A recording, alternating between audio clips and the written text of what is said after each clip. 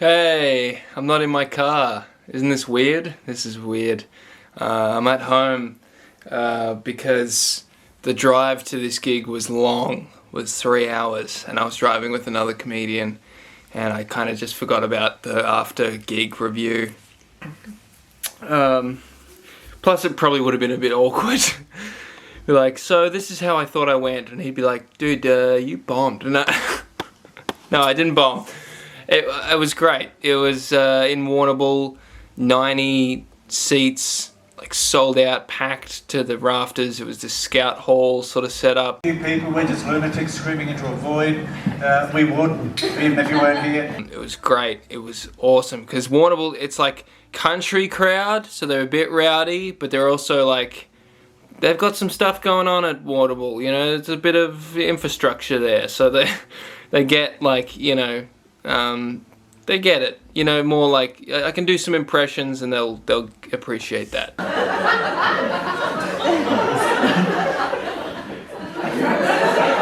You know what I mean? They're not just like talk about the footy, you know what I mean? Or like do jokes about those wacky Asians. It's like not like that. And this was great because this was like the goal, like at the start of this month. I really wanted to build up a couple of jokes, at least a new like 5 minutes that I could do to these like people in Warrnambool. You know, like this gig at the end of the month was sort of the goal, was like get it good enough to do in front of these people, to do this big gig. And I think I did that. I did that pretty successfully. The only joke I didn't do was like that famous bit that I've been doing, not like the famous Isaac Jones bit. It was like the bit is called famous. I don't know how to explain it, but I only didn't do it because I was sort of running low on time. So I just, yeah. But I did every other bit except for the Millennial Ghost bit because I was like, oh, maybe they won't get it. And now I'm like looking back, like, well, they probably would have actually.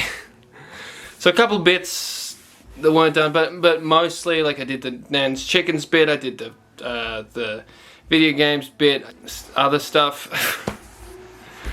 I can't remember. The drive was like 3 hours. I just really had fun and went for it and got some applause breaks, got some, you know, got some good reactions, and got a really good reaction on my last joke, which I knew they'd love. So.